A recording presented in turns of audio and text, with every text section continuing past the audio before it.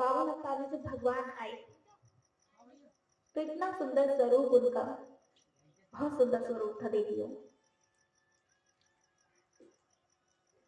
बलि के द्वार पे आए और भिक्षाम देही, ओम भिक्षाम देही। सबने, जो बलि के दासियां थी, दास थे, सैनिक थे, वो सब निकल के आए। हाँ महाराज क्या चाहिए? अब महाराज है कहाँ? छोटे से महाराज हैं, खड़े हैं। अरे बालक क्या चाहिए? अरे आपसे नहीं चाहिए। और अरे बलि को बुला कर लेकर, अरे वो यज्ञ कर रहे हैं, वो नहीं आ सकते, आप बताओ क्या चाहिए? कि नहीं हम तो बलि से ही मिलेंगे। राजा बलि को बुला करके लेके आइए। उनके दास गए, हे राजा आपको एक छोटा बालक बुला रहा है, ब्राह्मण है, बहुत सुंदर है, तेज तो ऐसा है जैसे मानो कि विष्णु के रूप में आ गए, विष्णु के अवतार है, इतना तेज है उनके मुखड़ी पर। तेज ऐसा नहीं देवी कि उनके अंदर से रोशनी निकलेगी जैसे ये प्रकाश के अंदर बल्ब में प्रकाश के बगैर, ऐसा नहीं, उनके मुखड़े पे वो तेज था, उनके शरीर पर ही वो तेज था, देखने में बहुत सुंदर थी। आए आकर के बोले, बलि अपना यज्ञ छोड़कर आ गए। क्या छोड़कर आ गए? यज्ञ छोड़कर आए बलि। देवियों आपके घर अगर हवन कथा हो रही होगी तो आप किसी भिक्षुक के लिए अपना हवन कथा छोड़कर आओगी? वो अपना यज्ञ छोड़कर के आए और छोड़कर के भिक्षा देने आ गए। बोले छोटे से तो महाराज हैं। हाँ महाराज, हाँ ब्राह्मण देवता क्या चाहिए आपको? हाथ जोड़कर बोले, बिल्कुल मधुर वाणी, हे ब्राह्मण देव आपको क्या चाहिए? कि हमें कुछ नहीं चाहिए बलि, राजा बलि, हमने तो आपकी बड़ी चर्चा सुनी थी कि आप यज्ञ कर रहे हो, तो हमने सोचा कि हम आपके दर्शन करते चले। अरे नहीं महाराज, आप कैसी बातें करते हो? आप हमारे दर्शन करोगे? हम तो इस योग्य भी नहीं है। कि नहीं आप यज्ञ कर रहे हो, हमने सोचा आपके दर्शन करते चले। अच्छा महाराज बताओ, आप बलि के द्वार पर आए हो तो क्या लोगे भिक्षा में? आटा दूं, चावल दूं, अन्न दे दूं? नहीं अन्न नहीं चाहिए, तो क्या चाहिए? आभूषण दूं? अरे नहीं, हम तो योगी हैं, आभूषण नहीं चाहिए, चांदी सोना नहीं चाहिए, फिर क्या चाहिए? हमें कुछ नहीं चाहिए। नहीं देवता, आप हमारे यहाँ आए हो, हे ब्राह्मण देवता आप हमारे यहाँ आए हो, मेरे द्वार पे आए हो, मैं खाली हाथ नहीं जाने दूंगा। आप बताओ आपको क्या चाहिए? उन्होंने कहा बलि हमें कुछ नहीं चाहिए। नहीं कुछ तो लो, आप छोटी सी चीज लो पर ले, खाली हाथ ना जाओ। आपको क्या चाहिए देवता? हे ब्राह्मण कुछ तो बताइए। अच्छा आपका विवाह हो गया? अरे मैं तो अभी छोटा हूँ, 5-6 साल के थे। 52 अवतार के रूप में जो 52 जी थे वो 5-6 साल के थे, तो इतने छोटे बालक का विवाह नहीं होता। तो क्या हुआ कि मैं तो अभी छोटा हूँ, मुझे विवाह नहीं करना। अच्छा विवाह कर लिया तो बताओ धर्मपत्नी को रखूंगा कहाँ? फिर एक काम करता हूँ, आपको महल बनवा दूं, आप वहां रहना, आपकी योग्य आपके बराबर की लड़की देखता हूँ, छोटी सी कन्या, आपके साथ विवाह करवा दूंगा। अच्छा विवाह करूंगा तो रखूंगा कहाँ? एक सुंदर सा महल बनवा दूंगा। और बताइए, बलि बोले देवियों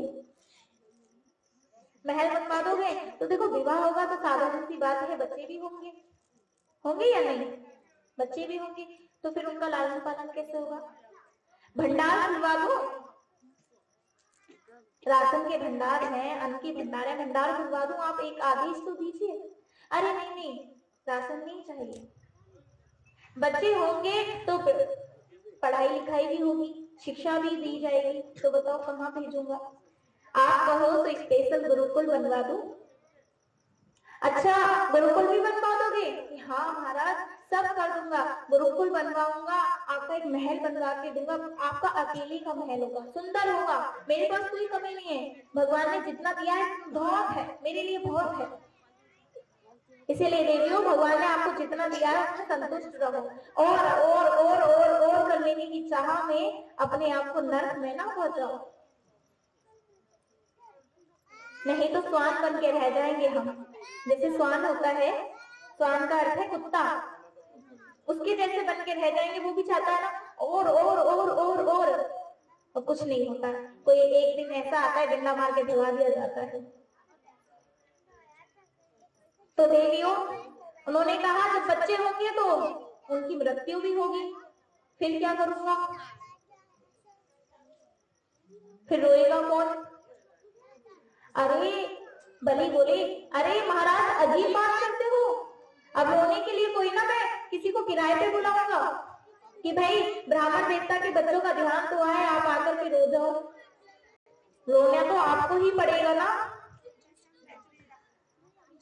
तो बाबा बोले कि अगर मैं रोऊंगा तो ऐसी संतानों का क्या अर्थ है जो मुझे रुलाए? मैं शादी ही क्यों करूं, मैं तो भगवान की भक्ति करूंगा, मुझे नहीं लेना चाहिए आपसे कुछ। कि नहीं, आपको कुछ तो लेना पड़ेगा, आप कुछ तो लेके जाइए। मेरे द्वार पे आए हैं, मेरे स्थान पे आए हैं, कुछ लेके जाइए। कि देख बलि कह रहा है तो सावधानी से कहना, बहुत विचार करके कहना कि हे ब्राह्मण देवता मैंने विचार कर लिया है, आप देइए, आपको जो मांगना है मांगिए, मैं दूंगा। मेरे पास बहुत संपत्ति है, हजारों मेरे महल है, मेरे प्रजा के पास भी बड़े बड़े घर हैं, आपको जो मांगना है निर्भय मांगिए। तो उन्होंने, ब्राह्मण ने 3 पग भूमि मांगी देवी। कितनी पग? 3 पग भूमि।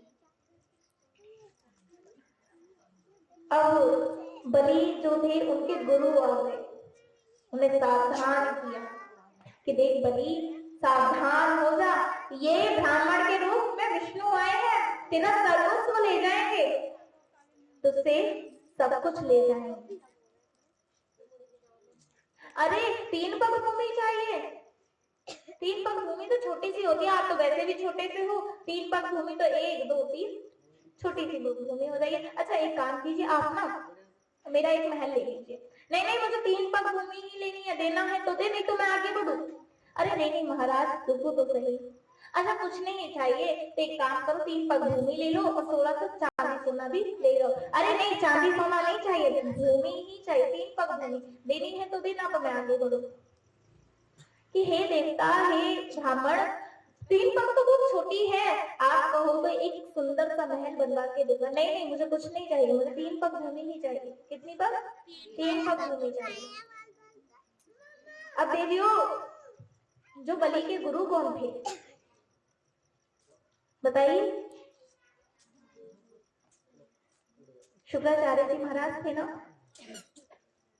तो देवी उन्होंने कहा 3 पग भूमि ठीक है मैं दूंगा आपको, आप मेरे द्वार पे आए हो। गुरु बार बार कह रहे हैं कि देख वचन मत दे। क्या मत दे?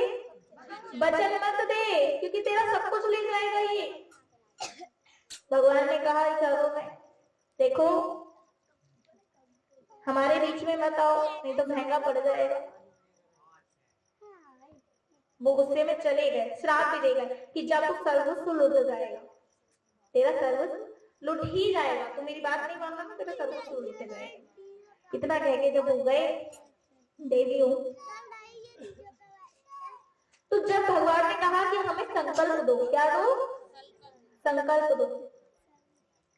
गंगा जल हाथ में लो, गंगा जल से धरती के गंगा जल को संकल्प लेके छोड़ दो, तब तो हम आपसे भूमि लें, नहीं तो आप अगर पलट गए तो फिर हम क्या करेंगे? अरे ब्राह्मण देवता 3 पग तो छोटे से होते हैं, मैं नहीं पलटूंगा, आप ले लो। नहीं नहीं संकल्प देता है तो दे, नहीं तो मैं आगे बढ़ो। फिर अपनी धर्मपत्नी को बुलाया कि जाओ भाई गंगा जल लेकर के आओ, और गंगा जल उनकी पत्नी लेके आ रही है। उसी कमंडल में कौन बैठ गए? उनके गुरुदेव बैठ गए। कौन बैठे थे? उनके गुरुदेव बैठ गए।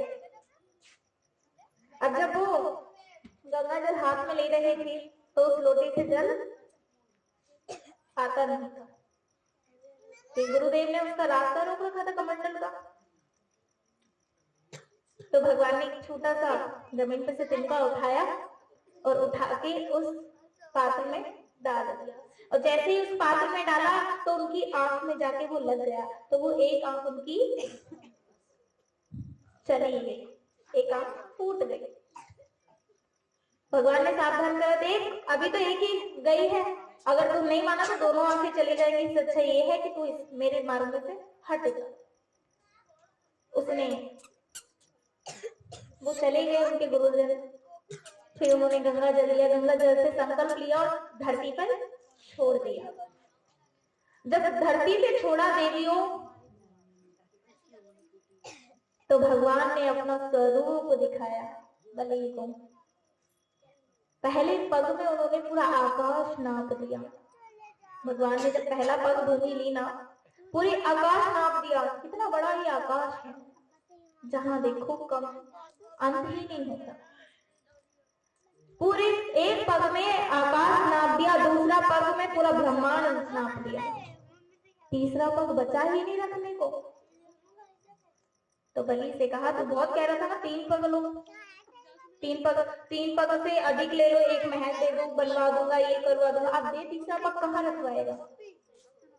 अब बता कहाँ रखवाएगा तीसरा पग?